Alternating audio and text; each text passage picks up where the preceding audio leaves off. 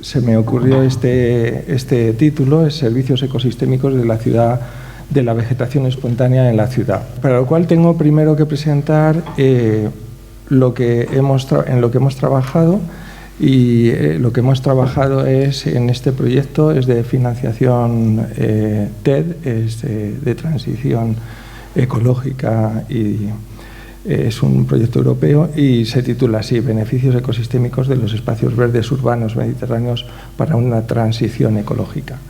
Lo que en realidad se pretende, ¿sí? Vale, es enfocarnos en, digamos, en un ambiente muy particular de la ciudad. Este es una vista aérea de Trafalgar Square en Nueva York. Entonces, si ven ustedes, es todo gris, menos un trozo verde, no puedo señalar, pero está por algún lado a la derecha, sí, es un trozo verde, es un huerto en el tejado de un edificio. Eso es lo único verde que hay en esa manzana, ¿no? Si damos la siguiente, se observa lo que es Manhattan, ¿no? Lo gris son edificios, en fin, diferentes pues, calles, etcétera, ¿no? Es lo que diríamos espacios grises, donde no es que no haya vida, la hay, pero en forma de seres humanos y fundamentalmente mascotas también.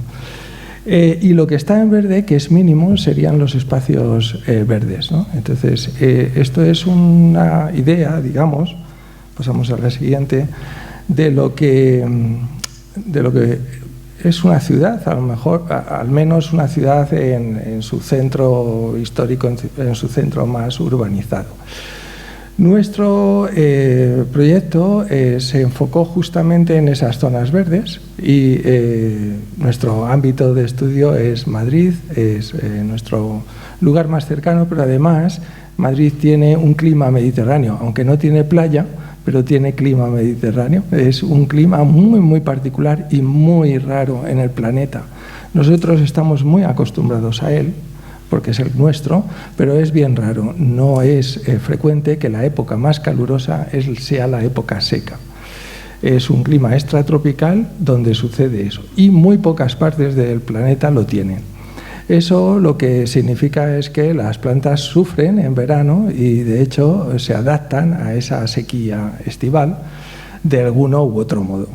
Lejos de ser un inconveniente, la mayor biodiversidad vegetal y también de muchísimos otros grupos biológicos en Europa reside en los países mediterráneos, y entre ellos pues la península ibérica se lleva la palma.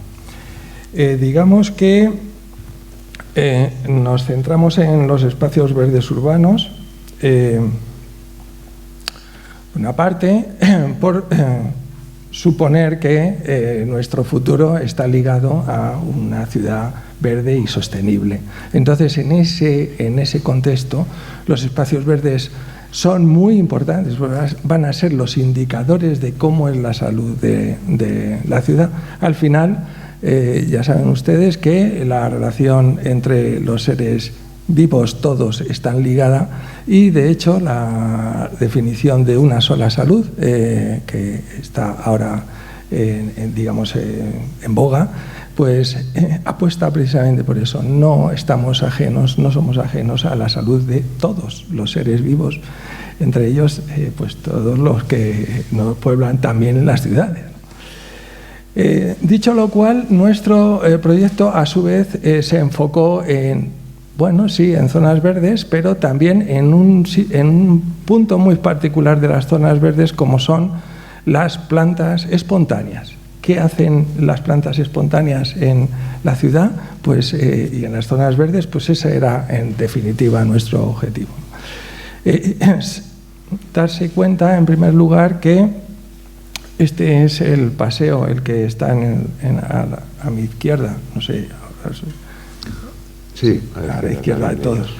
Es lo que se ve desde mi despacho. Este edificio feo de ladrillo rojo es el anexo B de la Facultad de Ciencias Biológicas, y esto es un paseo con plátanos, ¿no? Entonces, bueno, pues es ¿Nos hemos centrado en esas plantas cultivadas, en las zonas verdes, plantas cultivadas? Pues no, nos hemos centrado justo en esto que se ve en la diapositiva a la derecha. Bueno, no en los alcorques específicamente, pero para que os hagáis una idea, es un alcorque, yo voy siempre a casa, desde casa vivo muy cerca, andando.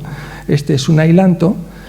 Hay ulmus también, han hecho alcorques, son árboles invasores, pero bueno, están ahí, digamos que cuidados. Y en el alcorque un día, pasando, digo, hombre, ¿qué tendrá el alcorque en esta... ¿Cuántas especies tendrá? Y tiene más de 10 especies nativas, ¿no? Es decir, la diversidad está en el alcorque, no está en el árbol. Bueno, dicho lo cual, nos hemos enfocado en un tipo de plantas, un tipo de vegetación que se llaman ruderalis, aunque parezca así el término un poco pedante incluso, pues ruderalis viene del latín, que quiere decir ruinas. Es la flora y la vegetación que habitan las ruinas, eso es literalmente, ¿no? Pero es una vegetación natural, espontánea, que esté en la ciudad no quiere decir que se haya originado en la ciudad, está desde siempre muy ligada a las actividades del hombre, a las actividades antropogénicas, generalmente a la agricultura y a la ganadería.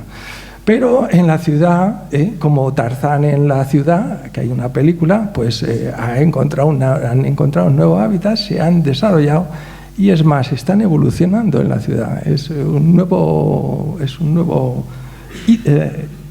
hito, es una nueva... ecosistema. Sí, son un montón de nuevos ecosistemas. En la siguiente...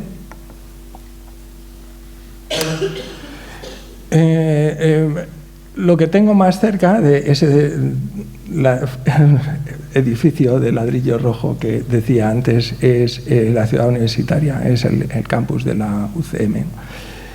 Y es un escenario que me gusta mucho porque llevamos a los alumnos y los alumnos muchas veces por primera vez abren los ojos a las cosas, a las mariposas, a las plantas, y es muy emocionante ver ese momento. Bueno, pues, ¿qué es lo que tiene la ciudad universitaria? Aparte de pues, plátanos,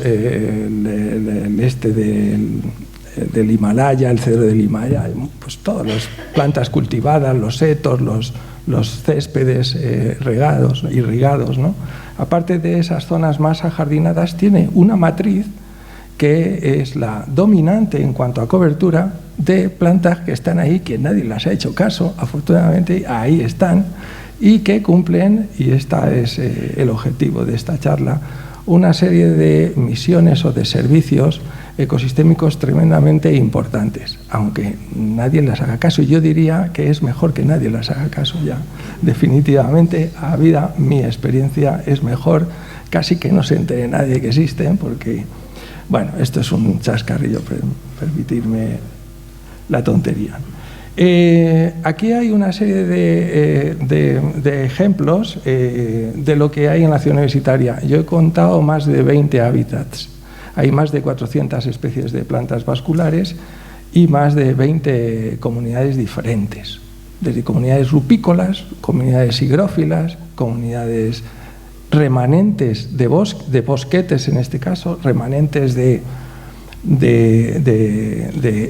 encinares. La ciudad universitaria fue frente de la guerra civil y en las trincheras pues han tenido su ambiente y su ocasión, nadie les ha desbrozado, nadie ha segado allí, entonces hay una serie de bosquetes que han surgido en esas zonas, ¿no? Desde hace pues ya 70 años o por ahí. Hay pastos anuales, hay pastos vivaces, hay comunidades vegetales herbáceas anuales, vivaces. Bueno, hay una serie de comunidades. Entonces nosotros, ante ese batiburrillo de cosas tan diversas que hay, nos centramos, primero hicimos un reconocimiento y vimos qué son las comunidades, los hábitats más principales que hay, ¿no? Entonces fuimos y lo primero que hicimos fue, pasamos a la siguiente, y a la siguiente, porque esto ya, perdón, le he venido explicando. Nos centramos en una serie de comunidades que ahora se las voy a presentar y también en una serie de servicios ecosistémicos. Esto puede parecer servicio ecosistémico, que será, bueno, en definitiva son, el concepto es algo beneficioso para el ser humano, que nos proporciona en este sentido los ecosistemas naturales, ¿no? Entonces, nos hemos centrado en unos cuantos, no digo cómo se han medido, pero bueno, el concepto yo creo que es muy claro, el mantenimiento de la biodiversidad. Hemos hecho en una serie de ambientes cómo es la biodiversidad o digamos qué biodiversidad tiene. La producción primaria, es decir, qué biomasa produce, que al final las plantas se desbrozan, se secan y la pesamos y vemos cuánto produce de biomasa. La regulación hídrica tiene que ver muchísimo con el suelo, como decía antes Gemma, hemos hecho estudios de suelo y la relación entre suelo-planta. Tanto más compactado está el suelo, peor percola y favorece más las inundaciones, es decir, es muy impositivo que esté el suelo lo más mullido posible, lo más poroso posible.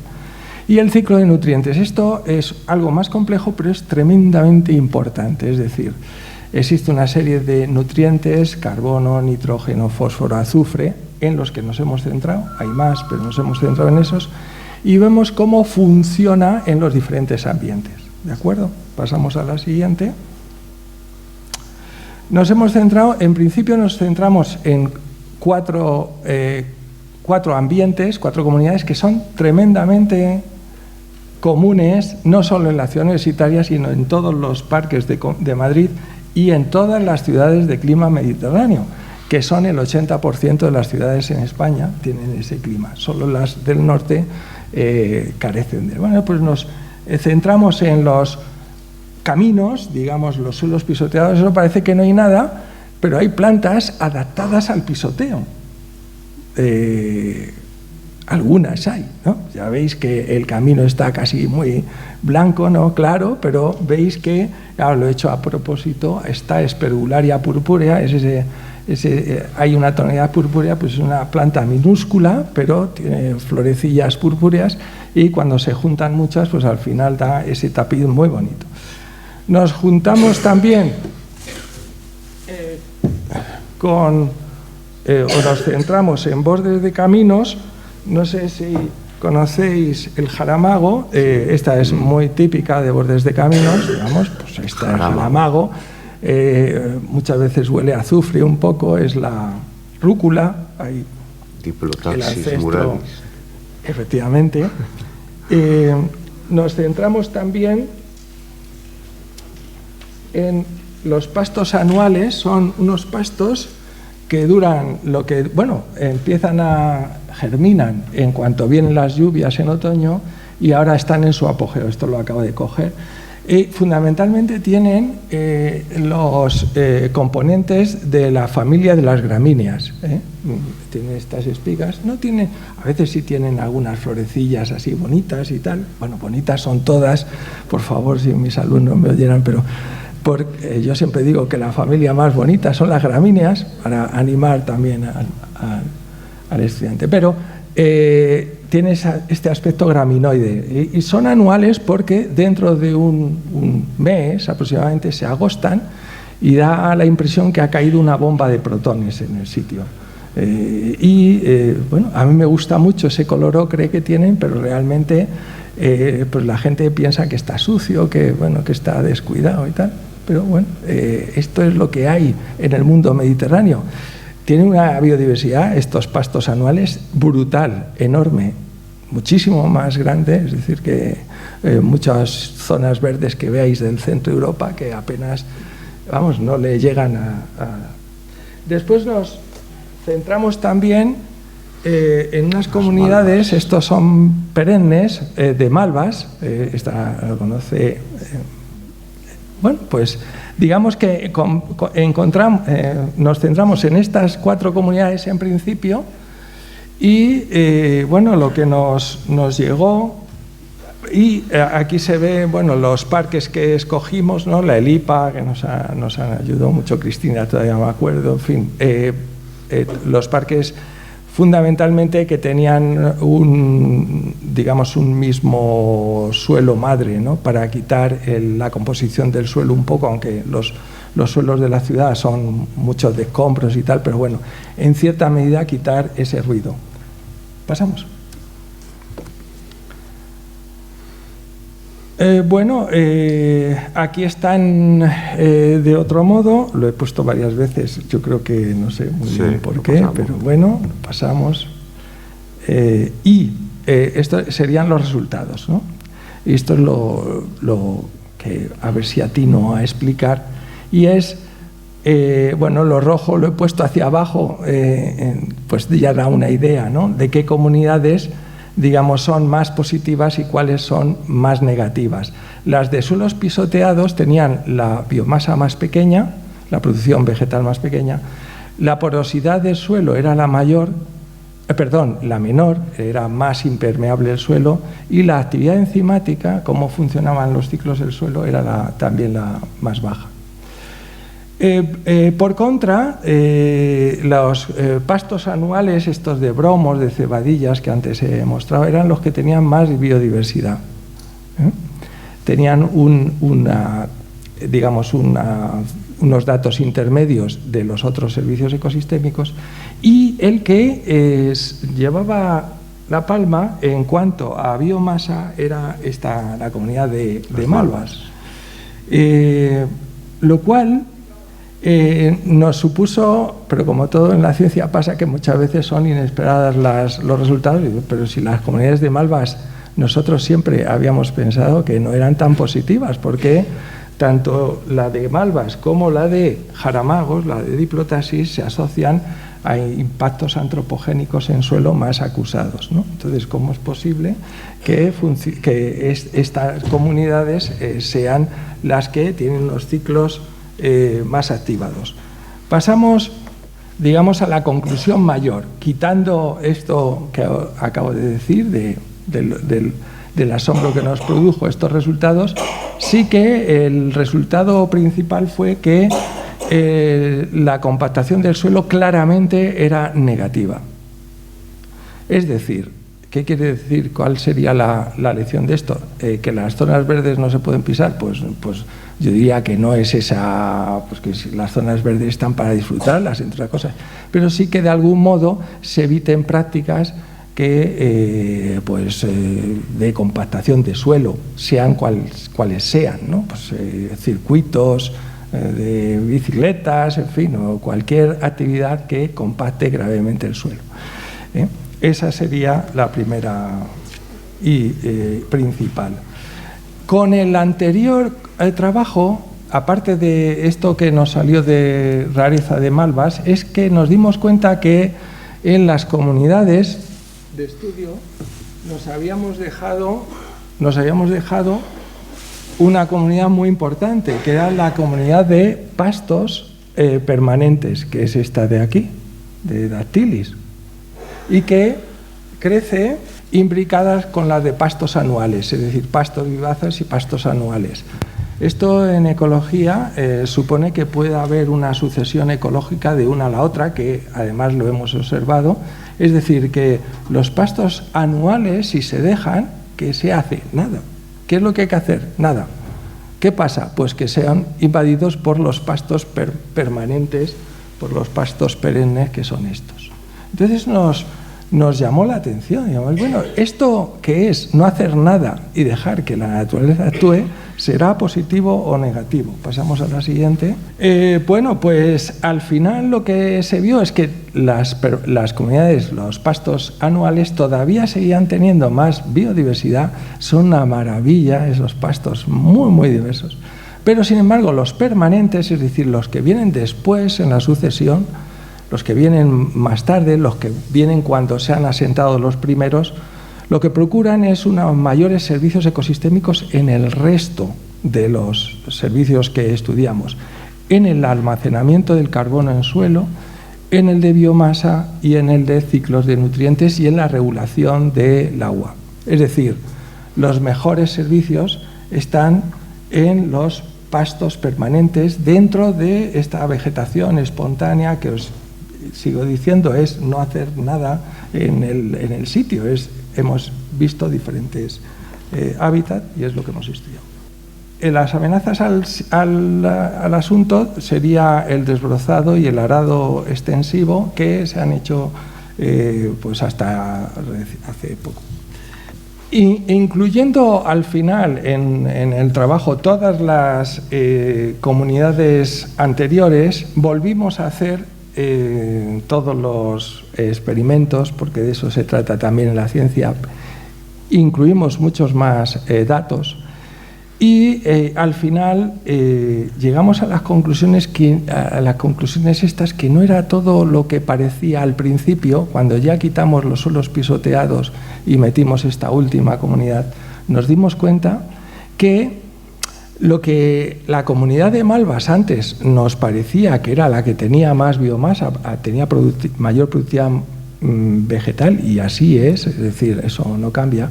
Sin embargo, en esta comunidad los ciclos de nutrientes, tanto como entran, salen, son unos ciclos muy activos. Las comunidades de Malvas necesitan muchos nutrientes en suelo, pero también exportan muchos nutrientes del suelo. Es decir, son ciclos tremendamente activos, rápidos y muy en consonancia con lo que indican, que es un impacto antropogénico fuerte. Este sería el extremo, digamos, de mayor impacto. Nuestra experiencia es que cuando en las zonas ha habido incendios, lo primero que viene tras los incendios son las comunidades de Malvas, en estas zonas más espontáneas, ¿no? En el extremo opuesto estarían estas comunidades de pastos permanentes, donde los ciclos son muy acompasados los unos a los otros, muy lentos. He puesto ahí vive tranquilo y muere viejo, ¿no? Los otros es justo lo contrario, viven acelerados y son ciclos muy eso.